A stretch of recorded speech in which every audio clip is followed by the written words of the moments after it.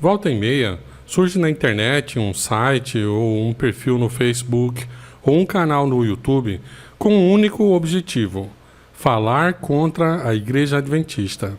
E falam que ela é uma seita, que ela é isto, que é aquilo, e está cheia de heresias, e muitos adventistas ficam apavorados. Meu Deus, eu pertenço a uma seita. Cada dia aparecem mais e mais pessoas falando que a minha igreja é uma seita. E a tendência é aumentar até chegar ao ponto de o mundo inteiro estar falando contra os adventistas. Isso vai acontecer e vai começar pelos que um dia foram nossos irmãos. Um grande número de pessoas influentes de renome, que um dia defenderam bravamente a fé adventista, quando vier a grande prova, vai passar para o outro lado, o lado mais fácil, mais cômodo, mais popular, e serão os piores inimigos dos seus antigos irmãos. Mas calma, se você é um adventista, você não pertence a uma seita, não. Neste vídeo, vamos refutar as acusações que falam contra a Igreja Adventista utilizando a própria Bíblia. E vocês verão que as pessoas que falam essas acusações, na verdade, só conseguem provar uma coisa: que não entendem tanto de Bíblia assim. E as pessoas que acreditam nelas, muito menos ainda. E quando cair a sexta praga, elas descobrirão que foram terrivelmente enganadas e vão partir para cima desses influenciadores e líderes religiosos com amargura sem medida e ânsia de morte. Infelizmente, vão descobrir tarde demais que foram terrivelmente enganadas. Mas para podermos falar de uma seita, primeiro vamos falar sobre 5 características fundamentais de uma seita. Todas as seitas possuem essas características ou grande parte delas. Primeiro, as seitas alienam seus membros. Uma seita geralmente faz de tudo para manter seus membros numa bolha e não ter contato ou manter o mínimo de contato possível com o mundo lá fora. Então, geralmente são aconselhados a não ler livros, revistas, assistir programas de TV, vídeos no YouTube, etc., de outras religiões, e dizem a seus membros que eles são um grupo especial, um povo único, são os melhores. Mas essa não é uma característica exclusiva de uma seita. Essa que fala que eles são os melhores, são um grupo especial.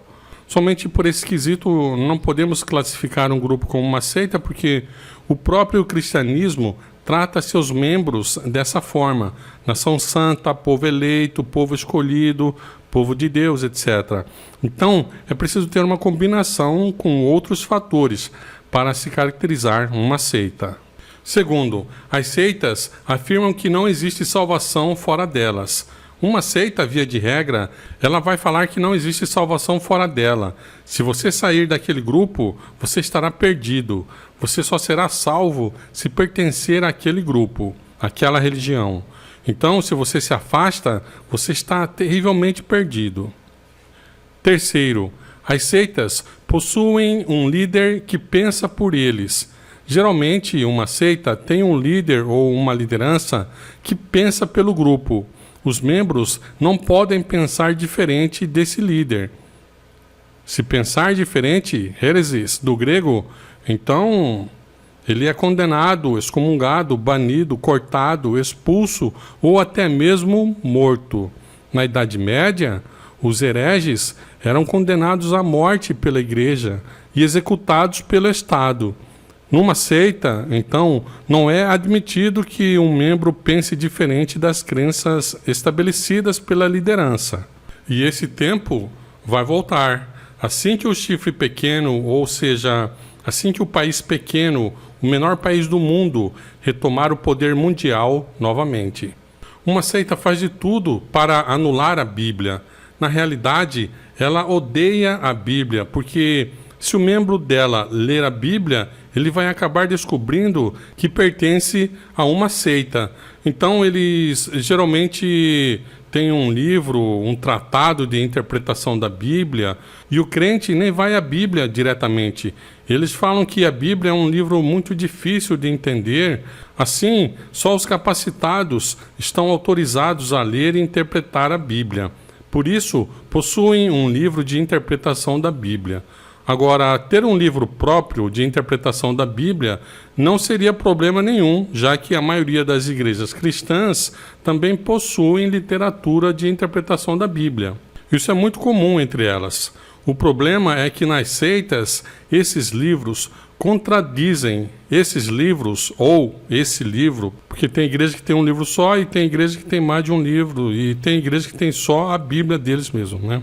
Mas o problema é que nas seitas, esses livros contradizem frontalmente o que a Bíblia ensina. Por exemplo, em Gênesis 3:22, a Bíblia diz que Deus expulsou o homem do jardim para que ele não pegasse o fruto da árvore da vida e comesse, e assim vivesse para sempre. Então, o homem foi expulso do Éden porque Deus não quis que ele vivesse para sempre como um pecador, um eterno transgressor da lei de Deus. Portanto, ele não é imortal. Não existe pecador imortal. A imortalidade, ela só existe para quem é santo, para quem é perfeito. E para os mortais, a imortalidade só será concedida na volta de Jesus. Mesmo assim, somente aos que aceitarem o sacrifício dele e viverem de acordo com essa aliança. E tem muitas seitas por aí contrariando a Bíblia, dizendo que o homem é imortal, que nunca morre, que tem uma alma que sai do corpo, etc. Nada disso. A Bíblia tem uma linha de raciocínio, uma linha de pensamento, uma linha de crença que não se contradiz. Se Deus disse que o homem não vive para sempre, é porque o homem não é imortal.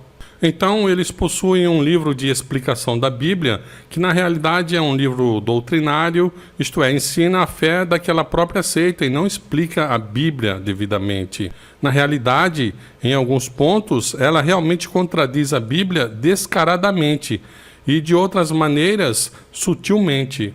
E outra forma de evitar que seus membros tenham contato com a Bíblia é publicando sua própria Bíblia. Assim, tem seita que publica sua própria Bíblia. Quinta e última, as seitas odeiam Jesus. Uma seita faz de tudo para tentar apagar Jesus, tirar Jesus de cena. Então, para uma seita, Jesus não é Deus, ou se ele é, então ele é um Deus muito distante que precisamos de intercessores, de mediadores para podermos chegar até ele. Assim, você vai ver um Jesus sempre como uma criancinha, ou sempre como um homem morto, ou então, na melhor das hipóteses, somente como um grande profeta. Mas Deus, não. Deus nunca. Para uma seita, Jesus nunca é Deus. E às vezes, conforme for a seita, ela acaba colocando a mãe dele numa posição mais elevada que a do próprio filho. E ela acaba tendo mais prestígio, mais honra que o próprio filho. Tem religião, por exemplo, que Jesus, na melhor das hipóteses, foi somente um grande profeta. Mas Deus não, jamais. Agora, a sua mãe, a Virgem Maria, para eles, ela tem mais valor que Jesus. Ela é a mãe da sabedoria, uma mulher especial, e isso e aquilo, e só faltam dizer que ela é o próprio Deus. Mas seu filho mesmo, apenas um profeta. Bem, então com base nessas perspectivas e em outras informações, vamos descobrir se a Igreja Adventista é mesmo uma seita, como andam falando por aí, ou não. Então, de modo geral, eles dizem basicamente 4 coisas contra a Igreja Adventista. Primeiro, a origem da Igreja Adventista, depois sobre Ellen White, e aí vem o juízo investigativo e, finalmente, o sábado. Então, vamos começar com a origem da Igreja Adventista. E nesse quesito, eles apontam algumas queixas como 1844, a volta de Cristo que não aconteceu, o grande desapontamento, remarcação de datas, recalculando a data de 43 para 44, um enjambramento como Cristo não veio na Terra, então vamos falar aqui que ele foi para o santuário celestial, para o lugar santíssimo do santuário. E inventaram a doutrina do santuário. Para os adventistas, Jesus já voltou, mas não fisicamente, voltou espiritualmente. 1844, Jesus não foi para o lugar santíssimo, ele sempre esteve lá, assim eles dizem. Os acusadores também, eles falam que os adventistas fizeram um cálculo começando em 457 a.C. e chegaram em 1844, como se os milleritas quisessem fazer isso por conta própria. Mas esses acusadores não falam que isso está na Bíblia, disponível para qualquer pessoa fazer o cálculo. Enfim, eles fazem uma salada, colocam alguns fatos e incluem muita fantasia. Eles ignoram os 7 selos do Apocalipse, onde há no terceiro selo a contaminação do Evangelho e a entrada das heresias na igreja, que só serão resgatadas no período do 4º e 5º selo. Então, aquelas verdades que os apóstolos deixaram foram adulteradas. Paulo mesmo disse que antes da vinda de Cristo, primeiro viria a apostasia, viria o homem do pecado. E então, nesse período, verdades como o sábado foram substituídas gradativamente até os cristãos esquecerem do sábado. E se você lê as constituições apostólicas, você vê claramente que os primeiros cristãos guardavam o sábado. O domingo foi sendo introduzido paralelamente ao sábado como um dia festivo, alegre, e depois eles colocaram o sábado como um dia entediante e vincularam-no aos judeus e transformaram o domingo num dia alegre e exclusivo dos cristãos. E assim eles foram transferindo a solenidade do sábado para o domingo, gradativamente.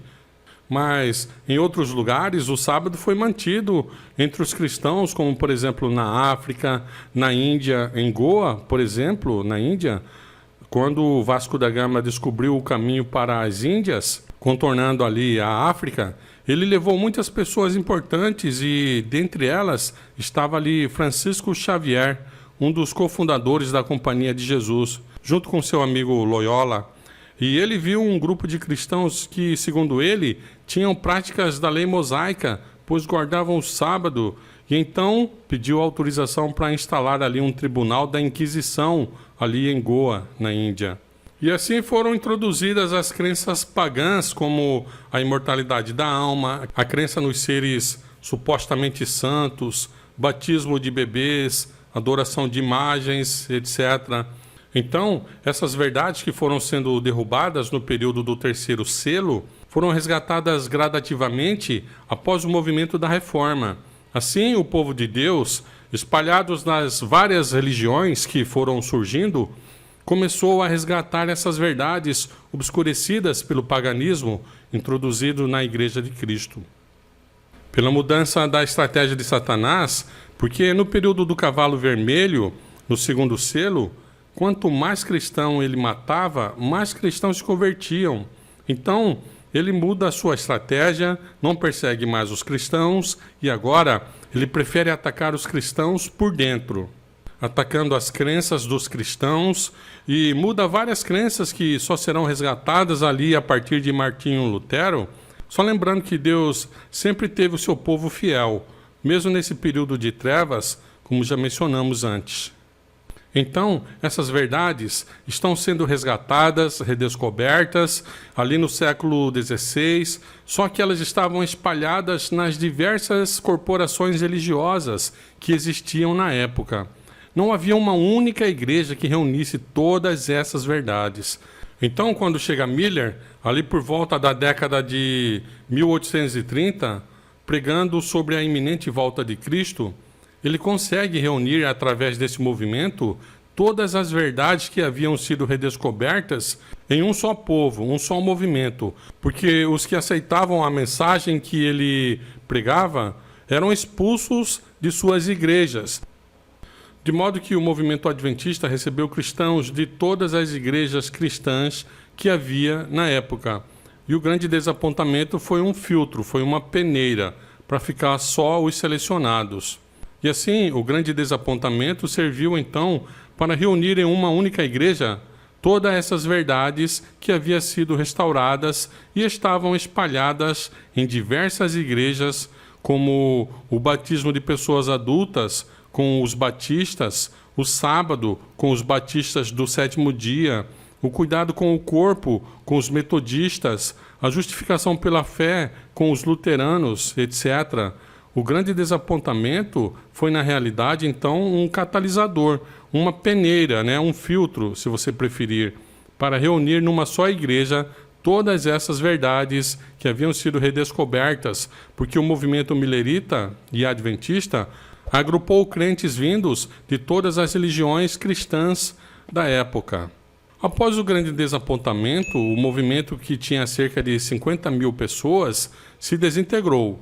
Um pouco abandonou a religião de vez, não quis saber mais de religião, ficou totalmente decepcionado. Outros voltaram para suas igrejas, porque os que entravam para esse movimento eram expulsos de suas igrejas, né?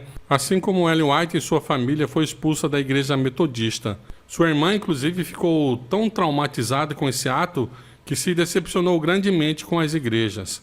Bem, mas retomando como ficou o grupo depois do grande desapontamento, um grande grupo com cerca de 30 mil pessoas ficou marcando datas, mas uma a uma foram passando.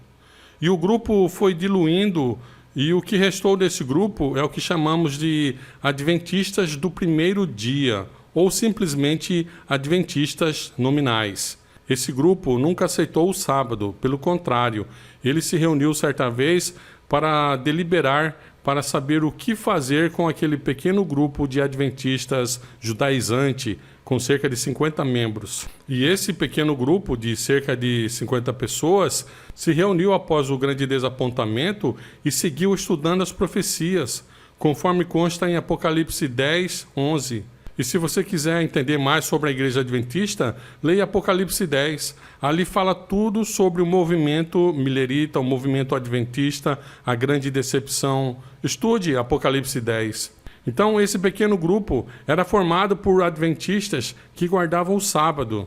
E esse pequeno grupo, então, de 50 pessoas, em 1846, que guardava o sábado, seguiu estudando as profecias sistematicamente e se tornou, em 1863, na Igreja Adventista do Sétimo Dia. Agora, falando sobre o ano de 1844, e quando começa o juízo, bem, o pastor Batista Miller não inventou essa data. Ela está na Bíblia. A Bíblia é um livro que leva muito a sério essa questão de data. Por exemplo, se você somar as idades dos patriarcas, de Adão até Jacó, e ali você vai encontrar 2.111 anos. E se você adicionar mais os 430 anos que o povo de Israel ficou ali no Egito, e somar mais 480 anos, que é o tempo que fazia quando eles saíram do Egito, e subtrair 4 anos, porque isso foi no 4º ano do reinado do rei Salomão, e somar todos os anos do reinado de cada rei de Judá, a partir de Salomão, e somar com os 70 anos de cativeiro e mais as 62 semanas proféticas para a vinda do Messias, ou seja, 490 anos menos 7, que vai dar 483 anos, então, assim, você vai chegar exatamente nos 4.000 anos de Adão até Jesus. Depois nós vamos fazer um vídeo sobre esse tema, é muito interessante. Então, essa questão de data é muito precisa na Bíblia.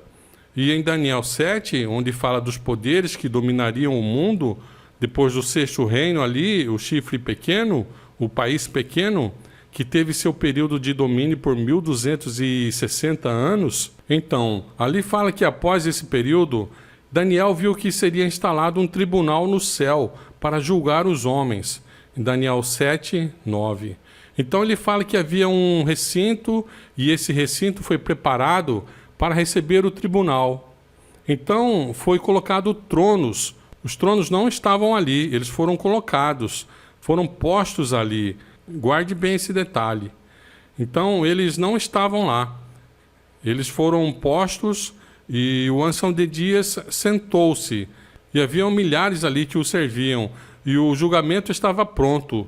Então os livros foram abertos. E o relato continua, e há agora a figura de um ser importante, um como o filho do homem, se aproxima, vem nas nuvens, e levaram-no ali para aquele lugar onde estava o ancião de dias, e ali ele recebeu o domínio, e o seu reino será um reino eterno, jamais será destruído. Isso é muito interessante. Então, após os 1.260 anos de reinado do 6º reino, do 6º rei, que vai de 538 a 1798, seria instalado o tribunal no céu para julgar os homens, mais precisamente começando com os mortos. E quando nós vamos para Apocalipse 11, que fala da Revolução Francesa, ali nos versos 2 e 3, fala de duas maneiras para não haver erro, sobre o tempo que passaria até começar o julgamento dos mortos. E o período de tempo é o mesmo que Daniel fala ali do chifre pequeno, ou seja, 1260 anos.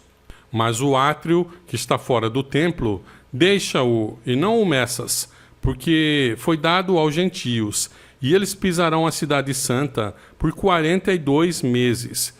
E eu darei poder às minhas duas testemunhas, e elas profetizarão por 1260 dias, vestidas de saco. Apocalipse 11, 2 e 3. Então esses dois períodos são o mesmo, 42 meses vezes 30, que é o número de dias que tem um mês profético, vai dar 1260 dias. E 1260 dias é igual a 1260 anos. Então, 1798 menos 538 dá 1260 anos. Assim, depois de 1798, começaria o julgamento dos homens. E quando vamos para o verso 18, vemos que após os 1260 anos é o tempo que vai começar o julgamento dos mortos. E iraram-se as nações, e é chegada a sua ira, e o tempo dos mortos, para que sejam julgados, e para que tu dês recompensa aos teus servos, os profetas, os santos, e aqueles que temem o teu nome, pequenos e grandes, e para que destrua os que destroem a terra. Apocalipse 11, 18. Então, se você estuda os 7 selos, você vê que no primeiro selo a igreja sai vencedora, ela vence, ela é brilhante, ela é primorosa, ela segue triunfante, e isso irrita o inimigo de Deus. Então, no segundo selo, ele começa a perseguir o povo de Deus, que é o cavalo vermelho. E no terceiro selo, ele para de perseguir e muda de estratégia. Começa a subversão, introduzir mentiras e crenças errôneas no cristianismo. E muitas verdades são escondidas, que o povo cristão até se esquece delas por completo. Então, no quarto selo, elas são restauradas e vem o período de morte, outra vez, o cavalo amarelo, o quarto selo, e milhões são mortos por resolverem obedecer a Deus e não à igreja. Pessoas inocentes não fizeram mal algum, somente porque recusaram a obedecer doutrinas de homens. Isso não é justo. E milhões, então, foram levados para a fogueira e outros métodos de exterminação horríveis. Então, no quinto selo, há uma cobrança. Até quando, Senhor? Vais permitir uma coisa dessas? Os bons morrem e os maus permanecem vivos. E o quinto selo é ali, por volta já no período dos reformadores, e então chega o sexto selo. E ele é uma preparação para o tempo do juízo, porque as 3 vezes que a lei de Deus entra em evidência aos seres humanos, sempre ocorre a incidência desses fenômenos na natureza, a vozes, trovões, relâmpagos e terremoto. E a primeira vez que aconteceu isso foi quando a lei foi dada ao povo de Deus, no Monte Sinai. E a segunda, quando começou o julgamento, e a lei entra em evidência porque o julgamento é pautado pela lei de Deus.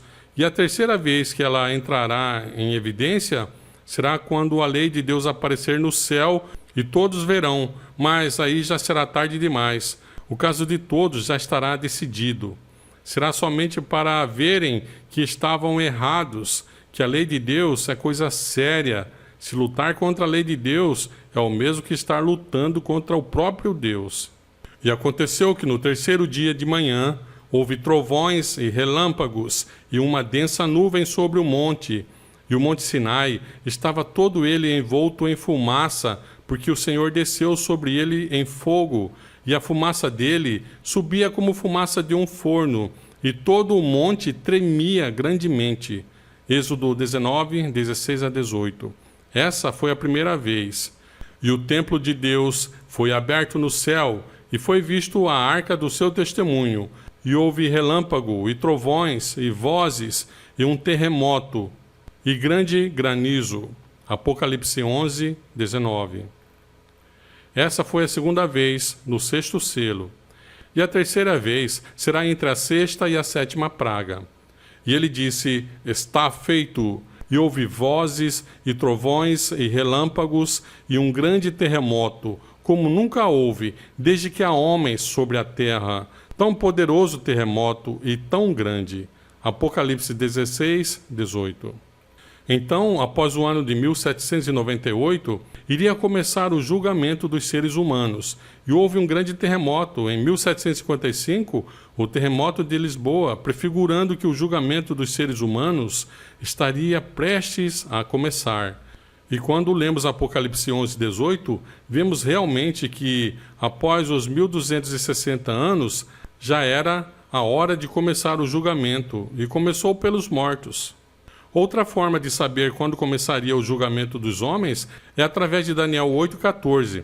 Até 2.300 dias, e o santuário será purificado.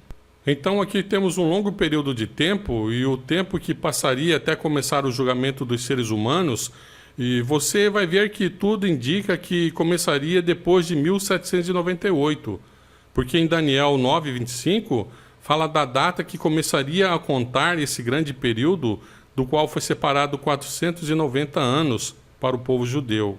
Sabe, portanto, e entende, desde a saída da ordem do restaurar e reconstruir Jerusalém até o Messias, o príncipe, serão 7 semanas e 62 semanas. Essa ordem saiu no ano 457 a.C. Então, 2.300 dias é igual a 2.300 anos.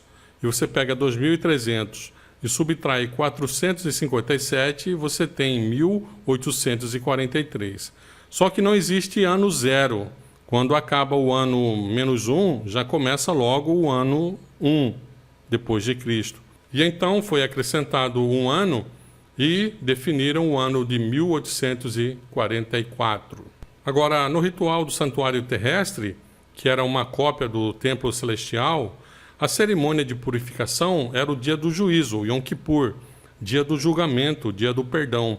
Então, purificar o santuário não significa a volta de Jesus à terra, mas sim a entrada de Jesus no lugar santíssimo, assim como aqui na terra o sumo sacerdote entrava no lugar santíssimo. E o texto do livro de Apocalipse 4 relata a chegada de Jesus do céu. Lembre-se que no santuário havia 3 portas. A primeira que dava acesso ao átrio, a segunda que dava acesso ao lugar santo e a terceira que dava acesso ao lugar santíssimo. A primeira porta Jesus passou aqui na terra. No átrio era onde se escolhia o animal, tinha de ser um animal sem mancha, perfeito, e então ele era sacrificado ali no pátio. Essa parte Jesus passou aqui na terra. Ele viveu uma vida aqui sem pecado, perfeita, e ele foi morto na cruz. Assim foi feito o seu sacrifício como Cordeiro de Deus. Essa é a parte do átrio, do pátio. Depois, quando ele é recebido no céu, então ele entra na segunda porta, a que dá acesso ao lugar santo. Depois disso, eu olhei, e eis que uma porta estava aberta no céu. Apocalipse 4, 1. Então João é levado a ver aquela cena. Ele viu a porta aberta. Ele viu que no recinto tinha trono. Um estava sentado no trono e tinha 24 anciãos, e havia os 7 Espíritos de Deus que foram enviados à terra, e tinha também 4 animais. Depois ele viu que entre os anciãos e os 4 animais estava de pé um cordeiro como se tivesse sido morto, e naquele recinto havia vasos de ouro cheios de incenso, que são as orações dos santos. E o cordeiro fica na destra do que estava assentado no trono e pega o rolo, o livro, e começa a abrir os selos. Bem, essa é a cena do lugar santo. Se nós olharmos para o santuário terrestre, o incensário ficava no lugar santo. Então, assim que Jesus chegou no céu, após sua vitória aqui, ao passar pela cruz, ele chega no céu e é introduzido na presença do Pai, que está no trono, no lugar santo. e fica ali à sua direita. O Espírito Santo é enviado por toda a parte da terra e Jesus começa a abrir os selos. Isto é, começa a história do povo de Deus. A mulher de Apocalipse 12, agora na sua nova fase, ela não está mais grávida, pois o menino já havia nascido e subido ao céu. Assim, Jesus começa o seu trabalho de intercessão pelos pecadores. Tão logo ele sobe ao céu. Depois dos 1260 anos, ou 42 meses, o templo de Deus é aberto no céu e é visto a Arca do Testemunho. Para quem estudou sobre o santuário terrestre, a Arca do Testemunho ficava no lugar santíssimo. Então, quando a Arca do Testemunho é vista no céu, significa que a porta que dá acesso ao lugar santíssimo foi aberta. Isso está em Apocalipse 11:19. E esse período que ela foi aberta coincide exatamente com o relato que após os 1260 anos, portanto, após 1798, começaria o julgamento. E os trabalhos seguem, e quando terminar o julgamento, as pragas começam a cair. Leia Apocalipse 15, lá dá mais detalhes sobre isso. Enquanto essa porta estiver aberta, Jesus ainda continua julgando e intercedendo pelos pecadores. Assim que ele concluir seu trabalho, isto é, assim que estiver com a lista pronta dos nomes dos aprovados para pertencerem a seu reino, ele trocará suas vestes e virá para buscar os seus amigos, os que foram julgados e declarados merecedores de fazerem parte de seu reino. Essa é a porta que ele abre e ninguém pode fechar. E a porta do lugar santo é a porta que ele fecha e ninguém pode abrir. As 7 igrejas são 7 períodos também pelos quais a Igreja de Cristo passaria. E no período da 6ª igreja, a Igreja de Filadélfia, quase no final da história, é dito assim: estas coisas diz aquele que é santo, que é verdadeiro, aquele que tem a chave de Davi, que abre e nenhum homem fecha, e fecha e nenhum homem abre. Apocalipse 3, 7. É interessante que, se formos para Isaías 22, 20 a 22, diz assim: e acontecerá naquele dia que chamarei meu servo Eliaquim, filho de Ilquias. Eu o vestirei com a sua túnica, e fortalecerei com o seu cinto, e a tua autoridade eu confiarei nas mãos dele. Ele será um pai para os habitantes de Jerusalém e para a casa de Judá. E a chave da casa de Davi eu a farei repousar sobre os ombros dele. Então ele abrirá e ninguém fechará, e fechará e ninguém abrirá. Agora, o que será que os ombros têm a ver com isso?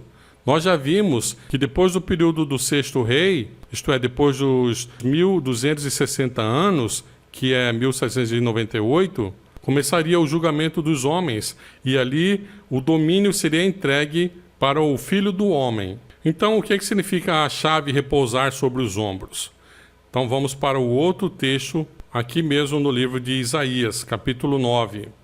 Para nós um filho é nascido, para nós um filho é dado, e o governo estará sobre o seu ombro.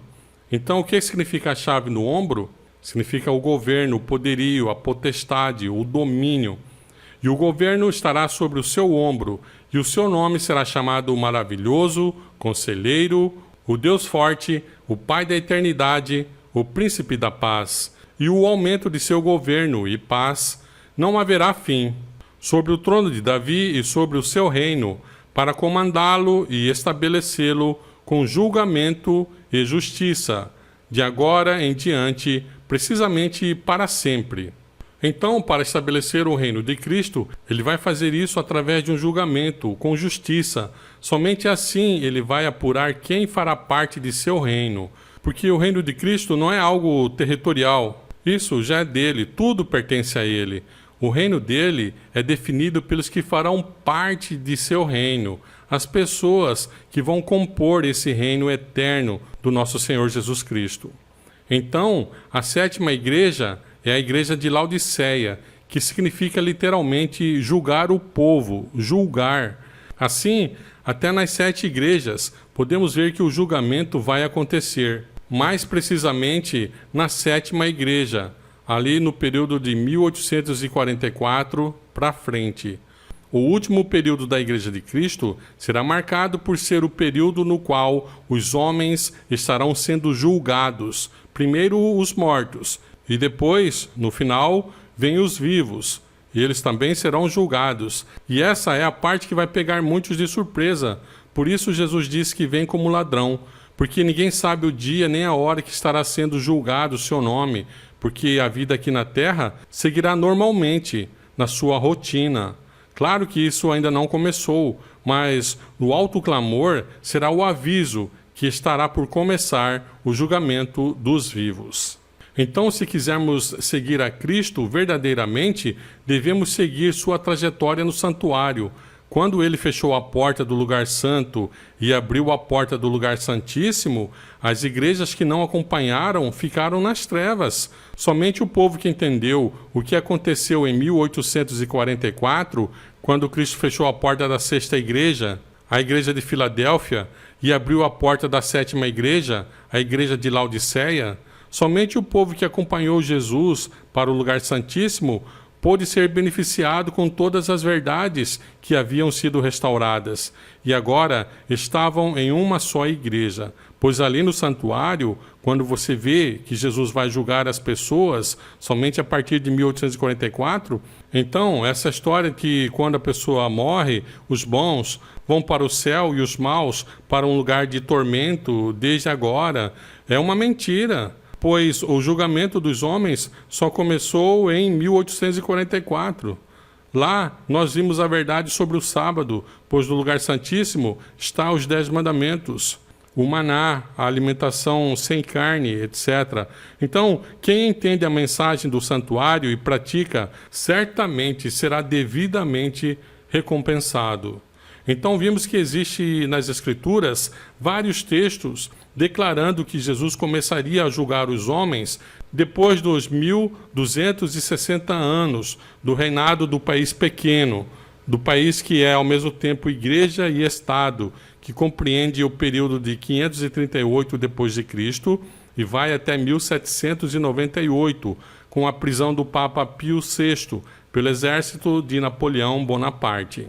Depois do período de tribulação, no qual milhões de cristãos morreriam, no final do período da igreja de Filadélfia, começo da igreja de Laodiceia, que significa julgar o povo, começaria então o julgamento dos seres humanos, começando pelos mortos. O erro dos pioneiros foi pensar que Cristo viria para a terra e depois entenderam que, na realidade, ele passaria do lugar santo para o lugar santíssimo. Leia Apocalipse 10, lá fala sobre tudo isso aí, o grande desapontamento e tal. E muitos cristãos hoje em dia acusam a Igreja Adventista de ser uma seita, mas segundo a Bíblia, quem pertence a uma seita são aqueles que se dizem cristãos e não são. Eles são da Igreja de Satanás. Cristo se refere à igreja sobre a qual Satanás preside como sendo a sinagoga de Satanás. Seus membros são os que não obedecem à lei de Deus, que se esforçam por anular a lei de Jeová. Muito bem, acho que com isso esclarecemos muita coisa sobre a origem dos adventistas e a data de 1844. Agora, vamos falar sobre Ellen White. E então elas falam que ela era uma falsa profetisa, que tinha profecias que não se cumpriram, falam que ela era envolvida com ocultismo, com satanismo, e tinha um anjo que a acompanhava. Os livros dela estão no mesmo patamar que os livros da Bíblia, que os adventistas adoram Ellen White, que são batizados em nome de Ellen White e acusam de plágio, ensinos que contrariam a Bíblia, ensinos contraditórios, dizem que ela falava uma coisa contra a Bíblia e depois dizia outra coisa ao contrário, que era da maçonaria e etc., e muitas heresias. Bem, aquele que não ama não conhece a Deus, porque Deus é amor. A base do governo dele é o amor, o caráter dele é amor. Jesus disse que a lei se resume em 2 grandes mandamentos do amor. Amarás ao Senhor teu Deus sobre todas as coisas e amarás ao próximo como a si mesmo. Mas essa definição do amor é bem resumida, por isso ela é ampliada através de 10 mandamentos. os quais contêm 4 preceitos referentes ao amor para com Deus e 6 que se referem ao amor para com o próximo. Mas os 10 mandamentos, eles precisam de explicações, porque eles são breves, curtos e diretos. Então entra a Bíblia, a palavra de Deus. E Jesus diz que toda a Bíblia está fundamentada nesses 10 princípios do amor. A lei e os profetas, a Bíblia do tempo de Jesus, do tempo dos discípulos. Assim, a Bíblia toda, com os juízos, estatutos, leis e mandamentos, é uma ampliação do conceito de cada um desses 10 mandamentos e explica como guardá-los. Veja no Sermão do Monte, por exemplo, ali Jesus fala como guardar os mandamentos. Essa é a lei real, a lei da liberdade, que o apóstolo Tiago fala na sua carta, é a lei do amor que o apóstolo Paulo fala em Romanos 13:10. O amor é o cumprimento da lei. E dos 5 livros de Ellen White sobre a Bíblia, ela começa o primeiro, Patriarcas e Profetas, falando que Deus é amor. E termina o último livro, O Grande Conflito, dizendo que Deus é amor. Esses livros são uma ampliação do amor de Deus e do próximo. Eles ensinam sobre como guardar os mandamentos de Deus. Todos seus livros estão em harmonia com a Bíblia. Quanto mais examinarmos as promessas da palavra de Deus, mais brilhantes elas se tornarão. Quanto mais as pusermos em prática, mais profunda será a nossa compreensão delas. Nossa atitude e crença têm por base a Bíblia, e jamais desejamos que qualquer pessoa alegue que os testemunhos, ou seja, os escritos de Ellen White, devem prevalecer sobre a Bíblia. Evangelismo, página 179. Se nós aplicarmos o filtro do plágio, nós teremos que condenar a Bíblia, porque muitos livros da Bíblia possuem repetição de trechos de outros livros. Por exemplo, o livro de Apocalipse, a maior parte dele está em livros do Antigo Testamento. E João não se dá ao trabalho de citar o nome do autor. Já Ellen White, ela cita textos de outros autores, sim, mas ela faz citações com referências bibliográficas. Se você pega o livro O Grande Conflito, por exemplo, que tem muitas partes históricas, ela relata ali textos que são de outros autores, mas ela coloca a referência, ela dá os créditos. E ela é acusada de falsas profecias. Por exemplo, Jerusalém jamais seria reconstruída. Isso é uma mentira muito sutil, porque ela nunca disse isso. O que ela disse no livro Primeiros Escritos, página 75, é que a velha Jerusalém jamais seria reconstruída.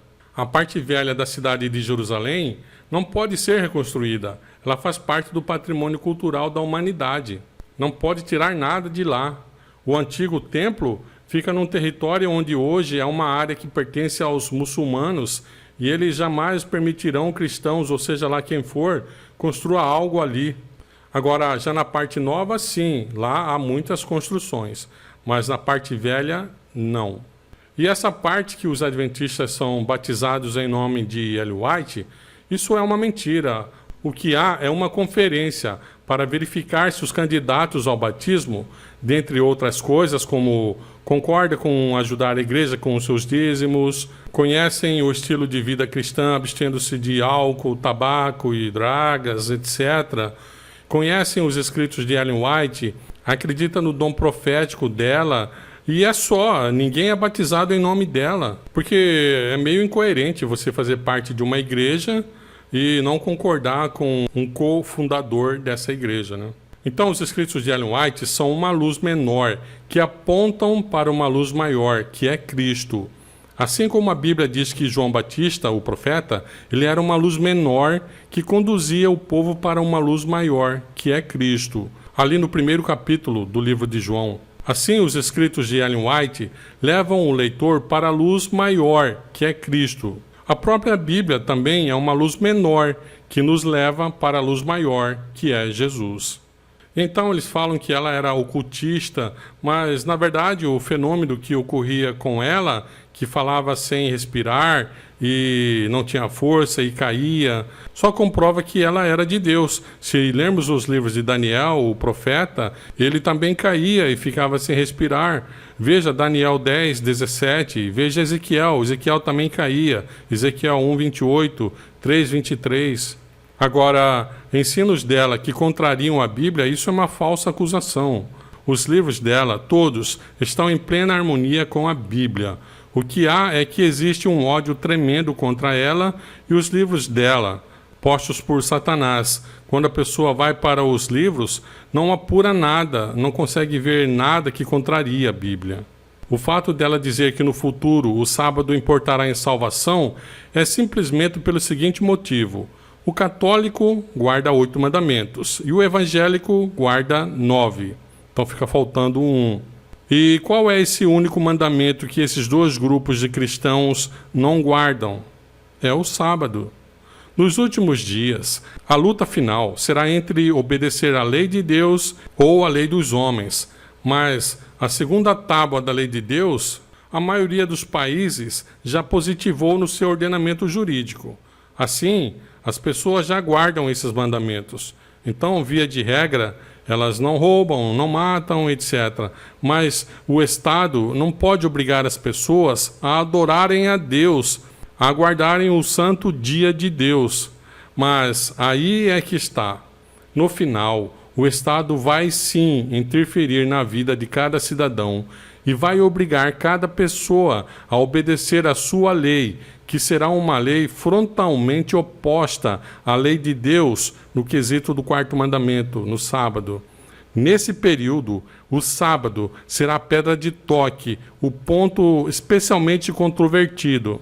E quem desobedecer à lei dos homens não poderá comprar e nem vender. Mas, por outro lado, quem não obedecer o sábado será encaminhado ao lago de fogo. Mas isso não é somente Ellen White que fala. Isso é a própria Bíblia que diz claramente. No final, só haverá 2 grupos de pessoas: os que recebem a marca da besta e vão para o lago de fogo junto com Satanás e seus anjos, e o outro grupo, formado pelos que guardam os mandamentos de Deus e vão para o céu com Jesus e seus anjos. Isso está bem claro no livro de Apocalipse, no capítulo 14, 9 a 16. Lá é apresentado claramente esses 2 grupos distintos. E quem já leu e entendeu a Bíblia, principalmente Gênesis 3,15, Daniel 7 e Apocalipse 12 e 13, a esta altura já sabe que Deus sempre teve o seu povo na terra e a verdadeira igreja dele, aqui no final, ela surgiria no final dos 1260 anos, leia Apocalipse 12, 6, 12, 14, portanto, depois de 1800, na terra, no deserto, isto é, nos Estados Unidos. A verdadeira igreja de Deus, no final, seria perseguida no velho continente e então ela fugiria para o novo continente, um continente recém-descoberto. E surgiria nesse novo continente depois do ano de 1800. Ela guarda os mandamentos de Deus e tem o poder de interpretar as profecias, porque no meio dela tem profetas. Você pode ler isso em Apocalipse 12, 17, 19, 10 e 22, 8 e 9. Bem, eles falam muitas outras coisas contra ela. Isso tudo você descobre que é mentira quando lê o livro dela. Essas pessoas deveriam estar lendo a Bíblia, estudando a Bíblia, porque esse é o livro pelo qual todos nós seremos julgados. Muito bem, então agora nós chegamos no juízo investigativo. Muita coisa sobre o juízo investigativo e o santuário nós já falamos fartamente no tópico sobre a origem do Adventismo e o ano de 1844. Assim que vamos tratar somente de alguns pontos. Mas eles acusam a Igreja Adventista porque, segundo eles, para os Adventistas, Jesus tem a natureza pecaminosa, caída. Bom, ter a natureza pecaminosa não é pecado. Pecado é a transgressão da lei de Deus. Jesus tem que ter obrigatoriamente a nossa natureza tal como ela é. Senão, não poderia nos salvar, não poderia ser exemplo para nós. Seria a mesma coisa de um adulto falar para uma criancinha de 2 anos: vem, me segue, e sair em disparada, sair correndo, e a criancinha nunca vai poder acompanhá-lo. Por isso, Jesus se fez carne. Ele nunca pecou, teve a natureza pecaminosa para em tudo ser tentado, como nós somos, mas ele nunca pecou, dando-nos exemplo que, assim como ele venceu, nós também poderemos vencer. Seria muito fácil para ele vir aqui, muito cômodo, com uma natureza perfeita, vida sem pecado, e viver os anos aqui, mas não mostraria a ninguém que é possível obedecer à lei de Deus, mesmo tendo uma natureza pecaminosa. Por isso, ele assumiu a nossa natureza para podermos seguir o seu exemplo. Na lei de Israel, orientados por Deus, um homem endividado poderia vender sua terra e, eventualmente, poderia se vender como escravo em face de tamanha dívida. Mas, se ele tivesse um parente mais próximo, esse parente poderia resgatá-lo antes do jubileu. Assim, Cristo se fez carne e se tornou um ser humano, assim como nós, um parente nosso, um parente mais próximo. A natureza de Cristo é a natureza que temos, natureza caída. Do contrário, não teria como ele ser nosso exemplo. Uma natureza humana caída, mas sem pecado. Os adventistas são acusados de acreditar que o sacrifício de Cristo na cruz não foi suficiente. Para eles, os acusadores dos adventistas, eles dizem que para o adventista não está consumado, ficou algo pendente. Bem, o sacrifício de Cristo foi um fato importantíssimo. Mas a obra da redenção requer apurar se o pecador realmente aceitou a Cristo em sua vida ou aceitou somente da boca para fora, porque muitos dizem que professam o nome de Cristo, mas o negam com suas obras. Por isso, todos os cristãos serão julgados. Na cruz, Cristo passou por tudo que os perdidos vão passar. A dor, a agonia de estar para sempre perdido, sem Deus. Isso Jesus passou na cruz, e todos os que aceitam o seu sacrifício não passarão por esse sofrimento.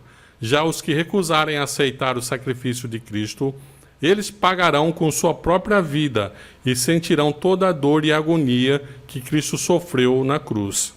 Então, o sacrifício de Cristo foi um grande provisionamento que ele fez para que todos os que aceitarem sua proposta de salvação sejam perdoados e, se levarem uma vida de acordo com a fé que professam, quando o nome deles for passar pelo julgamento, Jesus vai reclamar: Pai, por este eu dei o meu sangue. E eles acusam a igreja adventista de pregar que Jesus está julgando o seu povo. Mas a própria Bíblia diz, como nós já vimos anteriormente várias vezes, que Jesus estará julgando o seu povo, porque ele veio para redimir as pessoas e purificar um povo, como está escrito em Tito 2,14.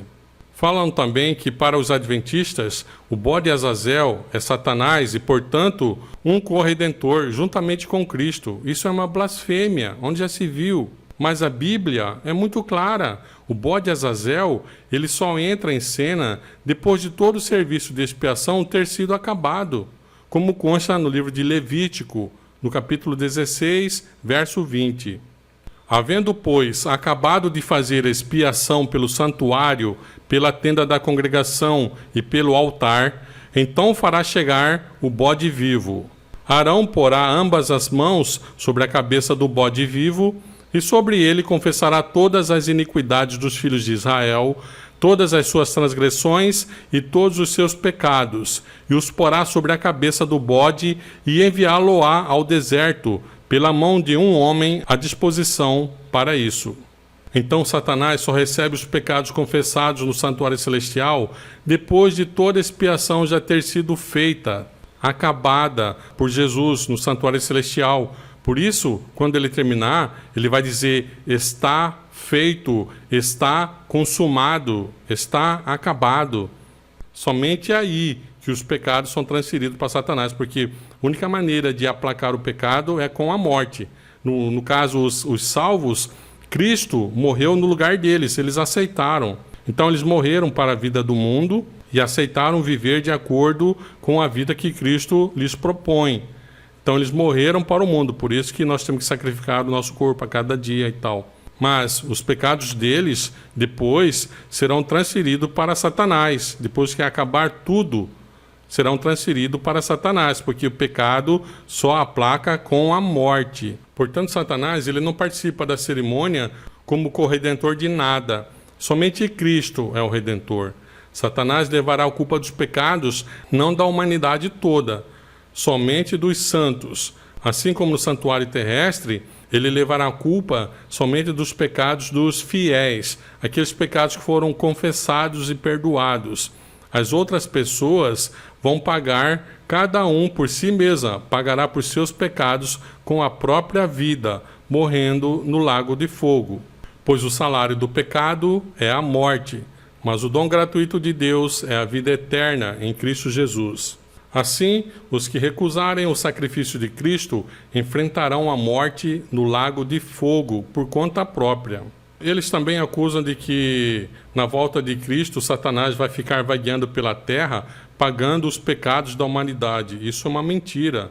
Na verdade, na volta de Cristo, Satanás ficará com os seus anjos e o planeta todo destruído com a ação das 7 pragas, principalmente da 7ª praga, que vai destruir o mundo todo com um grande terremoto.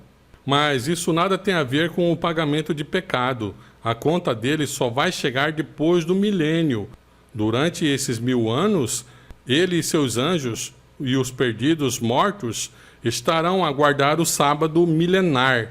Lutaram tanto contra o sábado que passarão 1000 anos somente para aprenderem a guardar o sábado.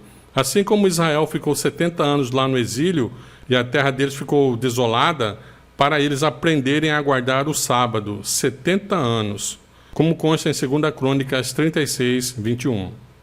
E chegamos finalmente no sábado, mas, como já dissemos em outros vídeos, não existe um texto sequer mostrando expressamente que o sábado foi abolido. Não existe isso na Bíblia. E então eles dizem que o sábado era somente para o povo judeu e que não existe um texto no Novo Testamento falando para guardar o sábado. Os cristãos não precisam guardar o sábado, porque no Concílio de Jerusalém foi ordenado somente para abster-se da prostituição e das carnes sufocadas. E bem, se eles fizessem um pouquinho mais de esforço e lessem o próximo versículo, eles teriam visto que os discípulos disseram isso porque Moisés tem quem o proclame desde os tempos antigos, em cada cidade, sendo lido nas sinagogas em todo dia de sábado. Atos 15, 21. Então os outros mandamentos já eram lidos desde os tempos antigos em cada cidade, em toda a cidade. Por isso eles fizeram somente aquelas 2 recomendações. Falam também que o povo de Deus se reunia somente no domingo. Só não falam que no domingo eles estavam reunidos, na verdade, porque eles estavam com medo dos judeus. E falam que os discípulos partiam o pão no domingo, mas, de acordo com Atos 2,46, os discípulos partiam pão todos os dias, nas casas. Eles falam que o dia do Senhor de Apocalipse 1 e 10 é o domingo, mas quem escreveu o livro de Apocalipse foi João. E no Evangelho, quando ele se refere ao domingo, ele não usa a expressão dia do Senhor. Ele fala simplesmente e no primeiro dia da semana, como consta em João 21. E poderíamos ficar aqui falando de muitos outros textos, mas para encurtar, para saber se o sábado está vigente ou não, nós falamos o seguinte: na destruição de Jerusalém, no ano 70, os cristãos que guardavam o sábado, todos eles escaparam, porque Jesus os alertou sobre o cerco de Jerusalém. E agora, no final, os que guardam o sábado também serão salvos, porque no final só haverá 2 grupos de pessoas: os que recebem a marca da besta e vão para o lago de fogo, junto com Satanás e seus anjos, e o outro grupo, os que guardam os mandamentos de Deus. A Igreja Adventista do Sétimo Dia se distingue das outras igrejas em alguns aspectos. Por exemplo, de suas 28 crenças fundamentais, ela compartilha a maioria com as demais igrejas cristãs. Mas a crença no juízo investigativo, a doutrina do santuário, é uma crença que somente ela possui. E isso faz uma grande diferença entre suas crenças e as das outras igrejas. Mas tudo está na Bíblia, não precisamos sair dela. E neste estudo, você verá por que as demais igrejas não entendem essa crença e porque ela é muito atacada. Porém, não falaremos da crença em si, dos seus pilares. Hoje falaremos somente dos 7 passos de Jesus no santuário, um vislumbre panorâmico do que vai acontecer com todos os envolvidos neste conflito. Nosso modelo será o santuário terrestre. Ele foi dado por Deus para que os homens pudessem aprender como se dá o procedimento de Deus para extirpar o pecado do universo. Assim que nós vamos usar os ritos do santuário terrestre como modelo para seguirmos Jesus em sua jornada no santuário. Então, uma coisa deve ficar bem clara para nós até aqui. O que se passava no santuário terrestre é o que se passa no santuário celestial, no qual Jesus é o sumo sacerdote, o Cordeiro de Deus e o bode expiatório. Muito bem, então vamos lá. O primeiro passo de Jesus começa no acampamento. Deus falou a Moisés: "E me façam um santuário para que eu habite entre eles." Êxodo 25, 8. Então, o objetivo de Deus era morar junto com o seu povo no acampamento. O acampamento é representado pela terra, onde Jesus veio e habitou entre os homens. Teve uma vida perfeita, sem pecado, para que nós pudéssemos reclamar sua vida perfeita como nossa. Muito bem, então depois de ter vivido uma vida perfeita, sem mancha, ele vai para o altar de sacrifício, onde é sacrificado em favor dos seres humanos, tornando a salvação disponível para todos os que o aceitarem. Então, o pecado não se perdoa simplesmente. A única maneira de apagar o pecado é com a morte. Assim, Jesus se apresenta para morrer no lugar do pecador. E agora, no terceiro passo, ele vai para a pia, ou a fonte, que representa a sua ressurreição. Assim como no santuário terrestre, no átrio, o animal era apresentado para ver se era perfeito, sem defeito, sem mancha, e só depois era sacrificado, assim também Jesus viveu uma vida sem mancha, perfeita, sem pecado, e foi sacrificado e ressuscitou. Então, relembrando, até aqui, ele passou no nosso acampamento, a terra. Bem, no quarto passo, ele sobe ao céu e entra no lugar santo para interceder pelos que se achegam a ele para irem a Deus. Então Cristo pega os méritos de sua vida sem pecado, sua morte vicária, e deposita na conta do pecador arrependido que confessou seus pecados pela fé nele. Assim, esta classe de pessoas não sofrerá a morte eterna. O horror de estar perdido, sem Deus, Jesus já passou na cruz por elas. Mas lembre-se, o pecado não se perdoa simplesmente. Para apagar o pecado, há que haver morte, pois o salário do pecado é a morte. Alguém tem que morrer para poder apagar o pecado.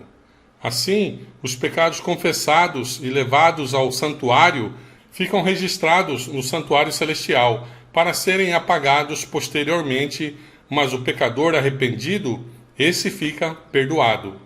Muito bem.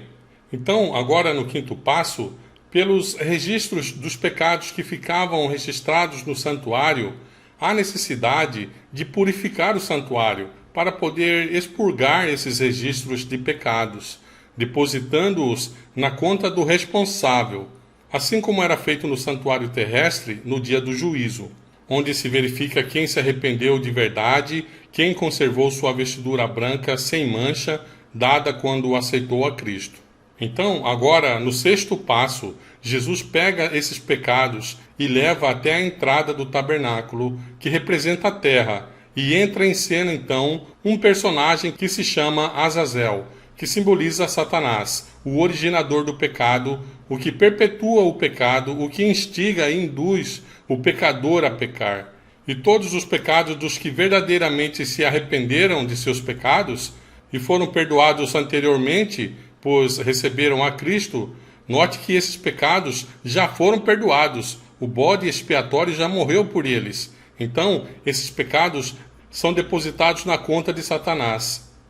Assim, Satanás não perdoa os pecados. Eles já foram perdoados. O que ele faz é sofrer as consequências por ter sido o culpado pelos pecados que levou o povo de Deus a cometer.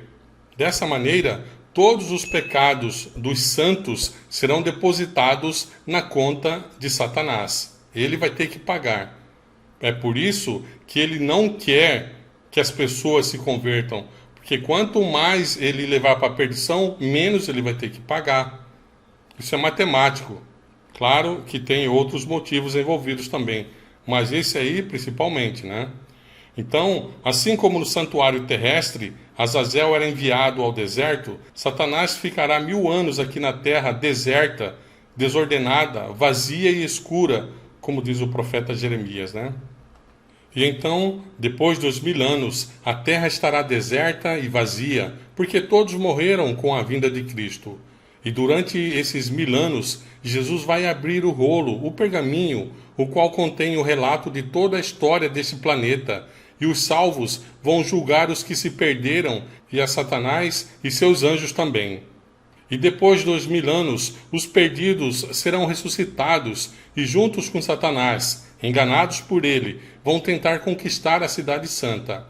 Então Jesus aparece sobre a cidade santa e vai apresentar o rolo, o pergaminho, aos perdidos, para que eles também saibam de toda a história do planeta.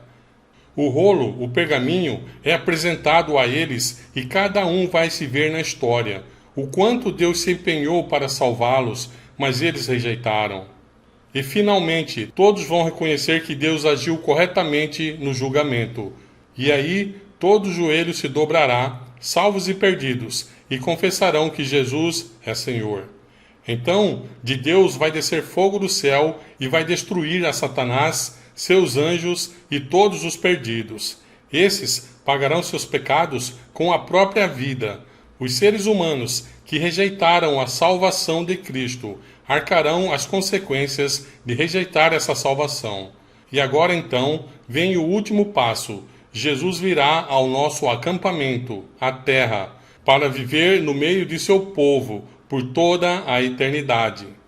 E eu ouvi uma grande voz do céu dizendo: Eis que o tabernáculo de Deus está com os homens, e ele habitará com eles, e eles serão o seu povo, e o próprio Deus estará com eles, e será o seu Deus. Apocalipse 21, 3.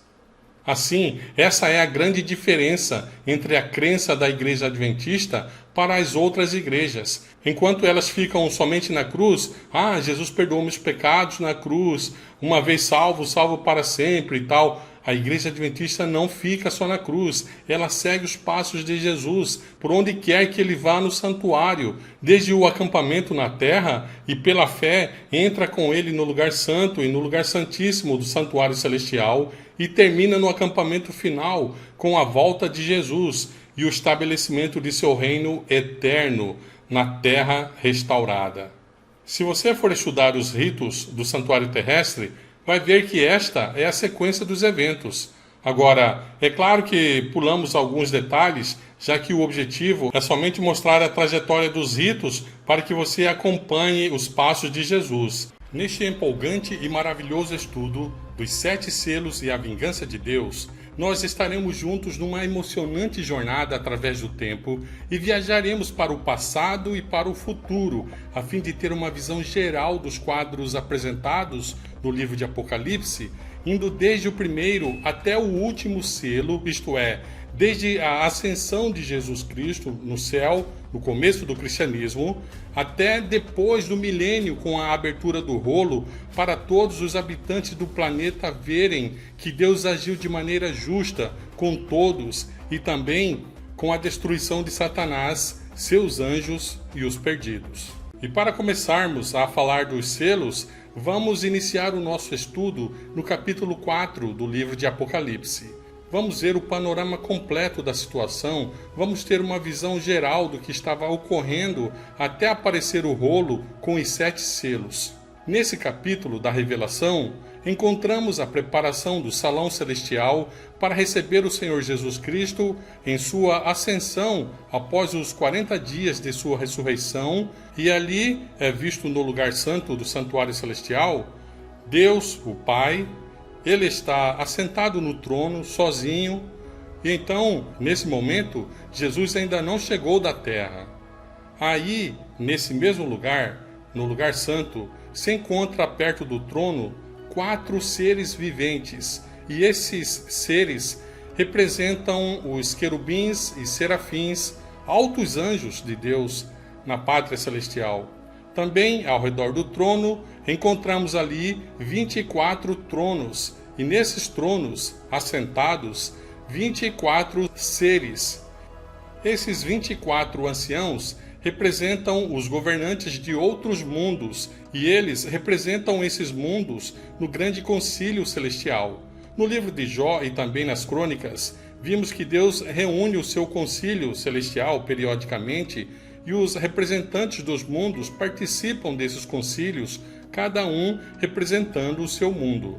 E temos também diante do trono um candelabro que tem 7 canas, e esse candelabro representa o Espírito Santo. O número 7 denota plenitude ou totalidade.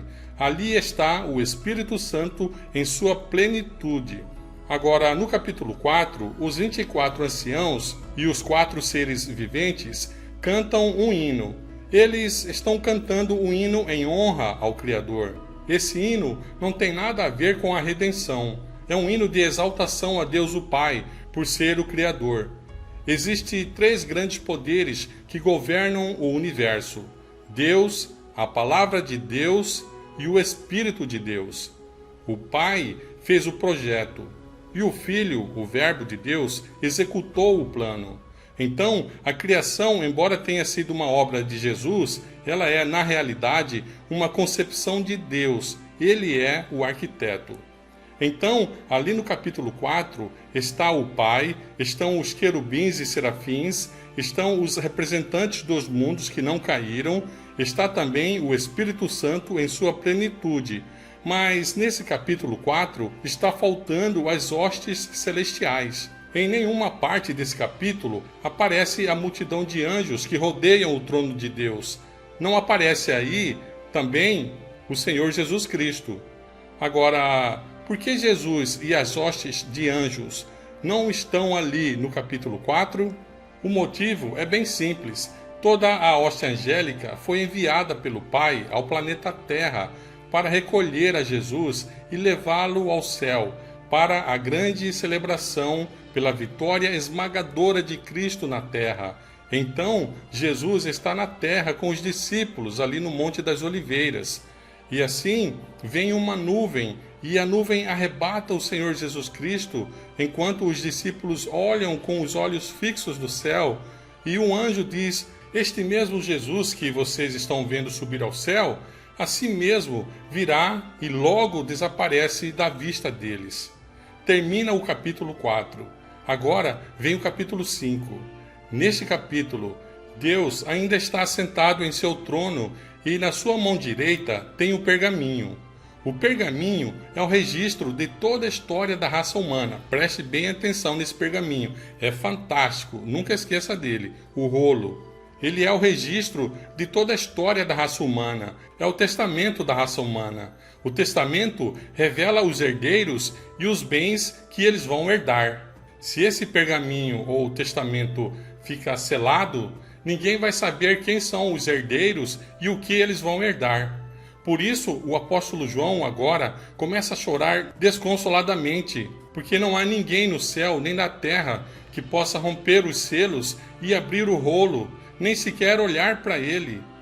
Não há quem abra o testamento, e se não abrir, não vai dar para saber quem vai se salvar.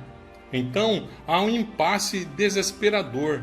Parece que a herança que Adão perdeu, quando ele perdeu seu domínio e perdeu sua liberdade e se tornou escravo do pecado, parece que ele e seus descendentes estão perdidos. Ninguém vai recuperar o que se perdeu. Mas logo se ouve uma voz de um dos anciãos, que diz a João: "Não chores, o leão da tribo de Judá, a raiz de Davi venceu e, portanto, tem as qualidades necessárias para romper os selos e abrir o testamento, para revelar quem vai herdar o que Adão perdeu." E agora, de repente, vê-se no meio do trono um cordeiro imolado. Esse cordeiro imolado é o próprio Senhor Jesus Cristo. Ele é o cordeiro que tem as feridas nas mãos e nos pés. acaba de chegar ao salão onde está o pai. Ele com as feridas do campo de batalha, mas vivo. E agora o cordeiro, segundo diz o capítulo 5 e versículo 7, aproxima do pai, que está sentado no trono. E o pai entrega o rolo, o pergaminho, a Jesus, para que ele rompa os selos e abra o pergaminho para revelar quem são os que vão herdar o que Adão perdeu por seu pecado. Então, o Senhor Jesus Cristo chega até seu pai e diz a toda a hoste angélica: silêncio, eu preciso falar com meu pai para ver se o meu sacrifício foi aceito. Então ele chega até o pai e diz: Pai, o meu sacrifício é suficiente para trazer aqui para o céu os que tu me deste?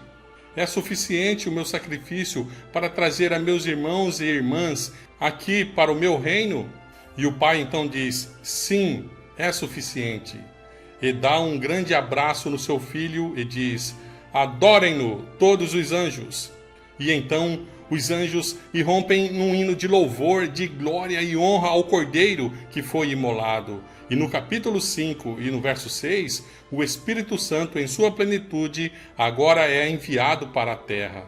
E então, aqui no nosso planeta, acontece o Pentecostes, e os cristãos recebem o poder do Espírito Santo para começarem a obra que só vai terminar quando novamente o povo de Deus será batizado com outra medida do poder do Espírito Santo para terminar a obra e Jesus definir quem são os que farão parte do seu reino, e acaba assim o seu ministério no santuário.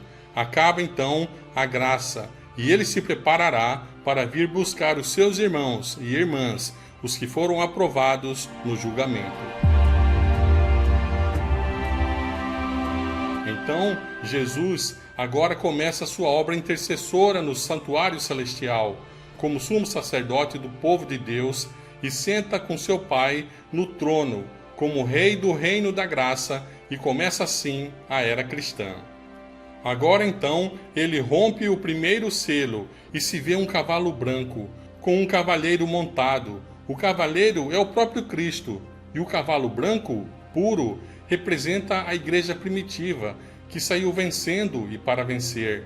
Milhares e milhares de pessoas abandonam o paganismo, abandonam o judaísmo sem Cristo e se unem à igreja cristã.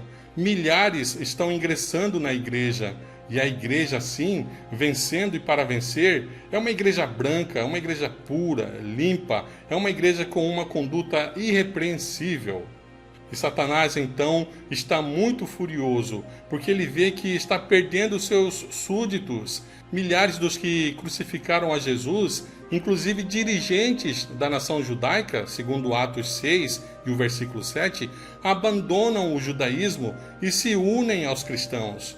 Os pagãos estão unindo, Satanás está perdendo pessoas do seu reino, e então agora aparece um cavalo vermelho, como a cor do sangue.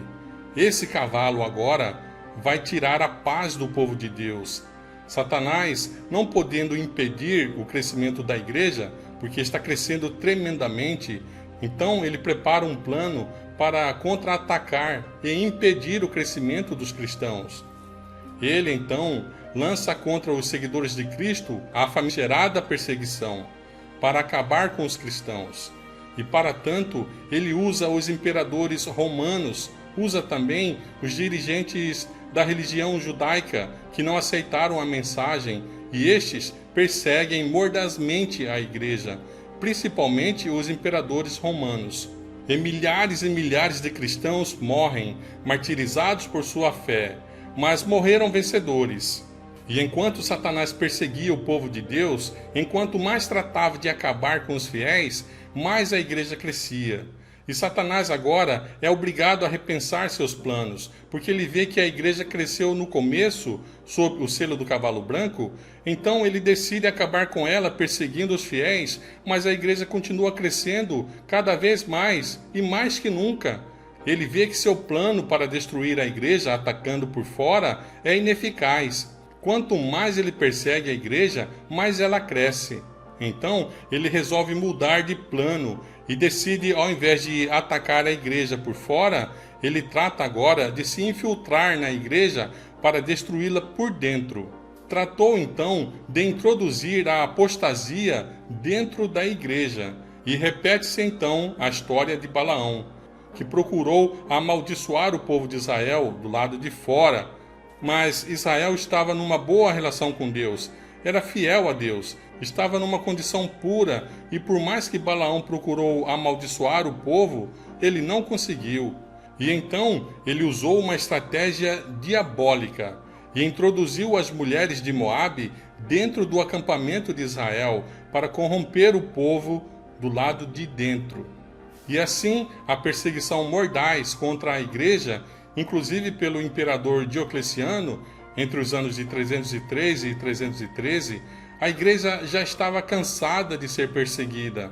Queria ter um repouso, queria ter um descanso de tanta perseguição. E então surge o imperador Constantino, que põe um basta nas perseguições e decide, entre aspas, aceitar a fé cristã. Porque na realidade, seu objetivo era unir o império, onde havia muitos cristãos. Em verdade, ele não tinha nenhuma intenção de ter uma vida cristã. E então ele baixa um decreto de tolerância religiosa, onde diz que agora o império vai favorecer a igreja. E entre as coisas que ele fez, ele pensou: os pagãos adoram o sol, os cristãos celebram a ressurreição de Jesus no dia do sol. Então, podemos juntar o dia de adoração ao sol com o dia da ressurreição para que os pagãos se sintam mais cômodos na igreja. E começou assim a apostasia com a introdução de muitas classes de tradições humanas e pagãs na Igreja de Cristo. E foi assim que a igreja perdeu o seu caráter puro e limpo. E então, agora, cavalga um cavalo preto, o cavalo das trevas, o período das tradições humanas. Esse é o terceiro selo, quando começaram a entrar na igreja as trevas das tradições humanas, porque a Bíblia é a luz e as tradições humanas são o contrário, são trevas. E durante esse período também há uma escassez de pão, uma grande falta de trigo e cevada que se usa para fazer o pão, e se instala assim uma grande crise de fome. E também a Bíblia agora é proibida. Então, agora cavalga o quarto cavalo, o cavalo amarelo, pálido, o cavalo da morte.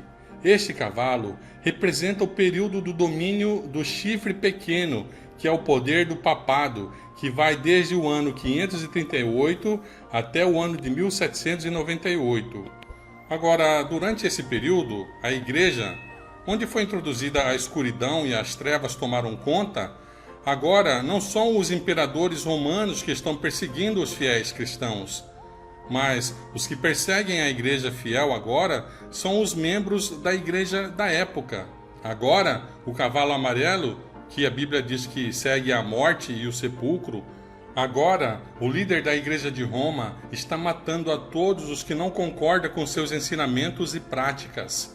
Milhões de pessoas morrem por serem fiéis à sua fé, queimados na fogueira, decapitados, maltratados, encarcerados, presos no calabouço, sem ninguém que os defenda. Milhões de pessoas são martirizadas durante o período do cavalo amarelo, o cavalo da morte, o cavalo pálido. A cor pálida é a cor da morte. Milhões de pessoas morrem durante esse período, e o resultado é o surgimento do quinto selo. No quinto selo, o sangue dos que foram martirizados no quarto selo agora clama a Deus, porque foi feita uma grande injustiça. Foi justo que todos esses fiéis morreram por sua fé, baseado na Bíblia? Foi feita justiça nos tribunais inquisitórios da Igreja de Roma? Não, absolutamente não. Foi uma grande injustiça, porque os justos morreram e os injustos viveram. Então agora, os registros da vida dos mártires, sob o quarto selo, estão clamando: até quando, Senhor, não julgas e vingas nosso sangue dos que o derramaram na terra? Até quando vai permitir que nós sejamos mortos sem misericórdia, se nós somos fiéis a Ti? Os infiéis ganham e os fiéis perdem. Que justiça é essa? Esse é o grupo de mártires durante os 1260 anos, que clamam a Deus para que julgue e vingue o sangue deles. Mas então lhes é dito para que fiquem tranquilos, descansem, vocês já têm a vestura branca, morreram cobertos com a justiça de Cristo, não se preocupem, descansem até que outro grupo de mártires se complete com a morte deles, e então eu irei vingar o sangue de todos vocês. Assim, o quinto selo tem duas etapas. A primeira etapa é a que inclui os mártires, os que morreram durante o período de domínio do líder da Igreja Romana, que vai de 538 a 1798. Os registros deles lá no céu, assim como o sangue de Abel, quando foi morto por seu irmão Caim, estão clamando: até quando, Senhor, não julgas e vingas nosso sangue? E Deus diz: descansem, tomem a vestidura branca, vocês estão justificados, aguardem, um dia vou julgar e vou vingar o sangue de vocês. Então, há dois períodos no quinto selo: o período dos mártires do passado e o período dos mártires do futuro. E logo então temos o sexto selo. A primeira parte do sexto selo, há sinais que ocorrem no céu e na natureza, mas somente a nível local. Por exemplo, o grande terremoto de Lisboa em 1755, o sol que se escureceu em 19 de maio de 1780, nessa mesma noite a lua parecia coberta de sangue, e em 1833 houve a chuva de meteoritos na América do Norte. Então preste bem atenção, esses sinais são muito importantes, mas eles foram locais. Depois nós vamos ver que haverá outros sinais, mas não serão locais. Então, o propósito desses sinais, da primeira parte do sexto selo, era para anunciar que estava perto de começar o juízo, que iria julgar os casos dos que foram martirizados durante o período do quarto selo. Os sinais foram o anúncio de que já estaria por começar o processo que vai vindicar o sangue dos mortos do quarto selo. Os que possuíam os registros que estavam clamando ao Senhor para que fizesse justiça. E quando começou o julgamento desses mortos? O juízo começou em 1844. Podemos chegar nessa data tanto pelos 2.300 dias de Daniel 8,14, como por Apocalipse 14,6, ou pelo estudo das 7 igrejas e também pelos 7 selos. E começou com quem? O julgamento começou com os primeiros que viveram na terra, Adão. E qual foi o primeiro mártir para que possa julgar e vingar o seu sangue? O seu filho Abel. Ele já tem o manto da justiça, e o seu caso também já foi julgado, mas ainda não foi vingado. Mas há outro grupo de mártires, e esse grupo de mártires vai morrer quando o poder papal ressuscitar da sua ferida mortal. E é o mesmo sistema que matou os mártires do passado no quarto selo. Ele vai ressuscitar de sua ferida mortal e vai perseguir os mártires do futuro imediatamente antes do fechamento da porta da graça, onde o sangue desses mártires serão como sementes para que os últimos inscritos no livro da vida sejam acrescentados e complete assim os que farão parte do reino de Jesus Cristo. E então Deus julgará os casos desses mártires que vão morrer um pouco antes do fechamento da porta da graça. E assim, o caso de todos os mártires estará julgado, os do passado e os do futuro, perto do encerramento da graça. Os mártires do futuro também terão suas vestiduras brancas, porque também morrerão em Cristo. Morrerão cobertos pela justiça de Cristo, mas nenhum dos dois grupos tem sido vingado ainda. O sangue deles ainda não foi vingado, somente julgado. Foi feito somente o julgamento para os que morreram desde o começo da história da Terra até o período do cavalo amarelo. Mas há outro ponto importante. Há algumas pessoas que vão passar pelo tempo de angústia vivas, e para tanto têm que receber o selo antes do tempo de angústia. Então, ao mesmo tempo que os mártires do futuro estão morrendo, Deus está colocando o seu selo sobre os que são fiéis e vão passar vitoriosos pelo tempo de angústia, na grande tribulação. Este já é o capítulo 7 do livro de Apocalipse. Então, quando o segundo grupo de mártires são imolados, estão seguros que têm o manto da justiça, o manto branco, Deus selará os 144 mil. E então começará o tempo de angústia. E aí, nesse tempo, os únicos fiéis que estarão vivos são os 144 mil, cujo número não é literal, é a mesma grande multidão que ninguém podia contar. São de todas as nações, tribo e língua e povo. Não são judeus literais, nem o número é literal. É uma grande multidão de pessoas de todas as nações do mundo que serão fiéis a Deus, brilharão como estrelas na noite mais escura, durante o tempo de angústia, depois do fechamento da porta da graça. Muito bem, passa o tempo de angústia e chegamos no final desse tempo. E o que é que vai anunciar que estará chegando o momento em que Deus vai vingar os dois grupos de mártires? E também os 144 mil que são perseguidos e maltratados no tempo de angústia. Então, novamente, haverá sinais no céu e na natureza. Mas desta vez não serão locais. Agora, esses sinais serão mundiais e haverá um grandíssimo terremoto que vai sacudir todo o planeta Terra, vai derrubar todas as cidades, segundo diz Apocalipse no final do capítulo 16.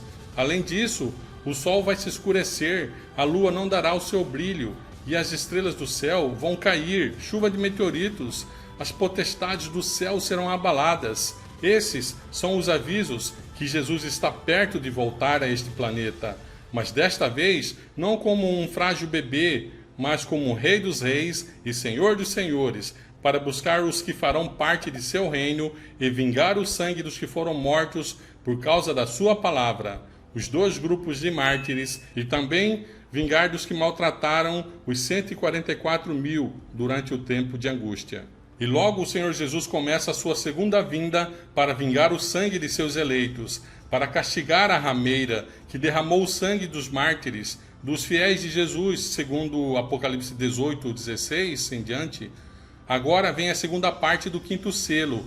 Agora Deus vai vingar os mártires. Julgar e vingar são dois processos diferentes, distintos, divididos por um período de tempo entre ambos.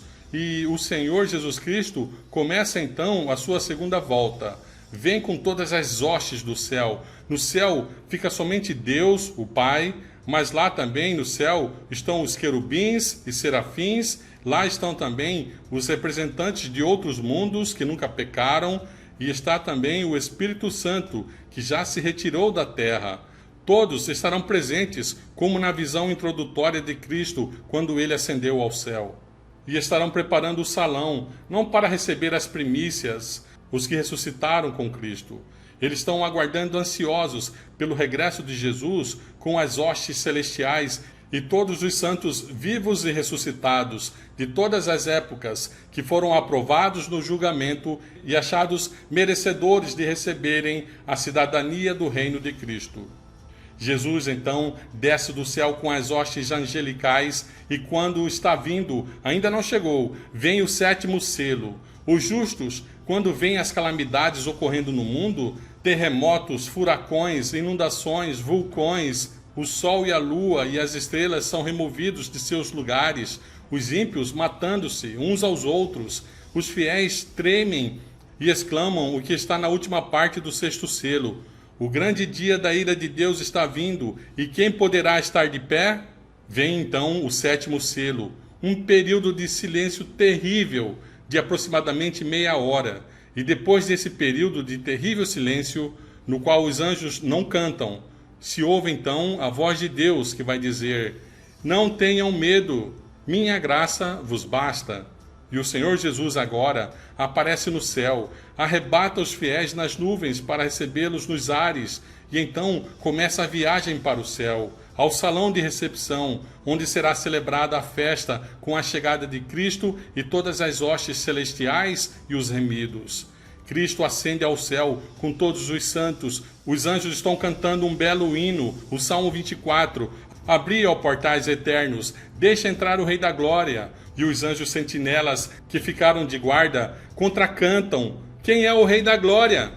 E a comitiva de anjos respondem: Jeová, o Senhor das hostes, ele é o Rei da Glória, o poderoso nas batalhas, que acaba de vir da terra num cavalo branco com seus anjos para castigar os que oprimiram seu povo. o poderoso em batalha, ele é o Rei da Glória. Abre-se os portais celestiais e entra a hóstia angélica com Jesus e todos os remidos e se dirigem ao salão de recepção para a grande celebração da festa. Mas aqui, todos os ímpios da terra são destruídos. Vivos aqui, somente Satanás e seus anjos. E no céu, agora abre-se o pergaminho. O 7º selo foi rompido na segunda vinda. Agora é aberto o rolo que tem o registro de toda a história da raça humana, todas as coisas que os ímpios fizeram. E aos justos no céu se dará então a faculdade de julgar. Os justos julgarão o mundo, julgarão os anjos. E ao abrir-se o pergaminho, poderemos ver por que os ímpios se perderam e o que Satanás fez. E prolataremos a sentença, a duração da pena, conforme as suas obras, e será registrado tudo no livro. E depois dos 1000 anos, depois de aberto o rolo, agora Cristo desce do céu com seus anjos. Os ímpios são ressuscitados, uma multidão imensa como a areia do mar, composta por todos os que viveram na terra. E Satanás agora é solto da prisão. Durante os 1000 anos estava preso, porque todos os seus seguidores estavam mortos. Ele estava atado. Passou o sábado milenar a meditar sobre a desolação do que causou e pensar que no céu estará sendo fundamentada a sua sentença. E agora, quando todos os ímpios ressuscitam, Satanás agora tem o seu poder de volta e é solto de sua prisão, porque agora tem todos os seus seguidores e os pode enganar novamente. E os engana. Diz a eles que foram ressuscitados pelo seu poder, e os que estão dentro da cidade são uns usurpadores, e que a cidade é deles, e eles precisam conquistar a cidade. Diz que os que estão com ele são muito mais, e os que estão na cidade são poucos em comparação a eles. E eles então se preparam para a guerra, um exército, o maior de todos os tempos, de todas as guerras que já houve no mundo. É fabricado todo tipo de armamento e armas de guerra. Organizam-se militarmente e marcham com precisão militar. Avançam pela superfície da terra em direção à santa cidade, a Nova Jerusalém. Cercam a cidade que se estabeleceu na planície quando Cristo pisou o Monte das Oliveiras, Jesus e os santos dentro da cidade. Jesus Cristo então fecha a porta da cidade e agora os perdidos, com Satanás como seu general, estão prontos para atacar a cidade. Mas Cristo aparece por cima da cidade e novamente abre o rolo, o pergaminho, porque os justos já viram os casos de Satanás, seus anjos e os perdidos. Mas os perdidos não viram, eles precisam ver e se convencerem de que Deus atuou corretamente em seus casos. Porque até quando Satanás os enganou para tomarem a cidade, eles estavam crendo nele. E assim, Deus vai retirar o apoio deles a Satanás e vai desmascarar Satanás na frente deles. E eles verão que Deus é justo e Satanás é um canalha. E agora, Jesus por cima da cidade abre o pergaminho, a história da raça humana, o testamento da raça humana. E esse testamento revela todos os atos dos perdidos, como tiveram a oportunidade de salvação, como poderiam ter recebido a Cristo como seu Salvador, como o sangue de Cristo poderia ter perdoado seus pecados, como poderiam ter sido salvos se tão somente aceitassem a Cristo, que por eles bebeu o cálice que eles estão a passar, para que não tivessem que morrer agora. Tinham à sua disposição a Bíblia, poderiam aferir a vida deles por ela, que é o livro pelo qual todos são julgados. Eles veem toda a experiência, toda a história da raça humana como numa tela de cinema, começando com Adão e Eva no Éden, toda a vida do povo de Israel no Antigo Testamento, toda a experiência de Cristo quando esteve aqui na terra, a época da igreja primitiva, a era apostólica, o período dos 1260 anos de supremacia papal e os últimos momentos da vida deste planeta antes da volta de Cristo, tudo numa visão panorâmica, e cada um se vê na história, onde se extraviaram do caminho da verdade, cada convite recusado. E vendo o que está no pergaminho, dizem: Nós somos responsáveis por estarmos perdidos. Deus fez todo o possível para salvar-nos, mas nós recusamos. Ninguém mais tem culpa, somente nós mesmos. E chega então o clímax do conflito entre o bem e o mal. E todos, salvos e perdidos, dobram os joelhos e exclamam: justos e verdadeiros são teus caminhos, ó Senhor Jeová. Inclusive Satanás e seus anjos reconhecem que Deus foi justo em expulsá-los do céu. Será então cumprida a profecia de Isaías 45, que diz: diante do Senhor Jeová todo o joelho se dobrará e toda a língua prestará juramento. Mas Satanás não se dá por vencido. É de sua natureza ser um rebelde. E mesmo que teve de admitir que Deus agiu corretamente, que Deus é justo, ele se levanta então e tenta convencer os perdidos e seus anjos, dizendo que são muitos e que podem conquistar a cidade, mas desta vez, desmascarado por Deus, à vista de todos, segundo Ezequiel 28, os perdidos agora miram a Satanás. O foco agora não é mais destruir os que estão dentro da cidade.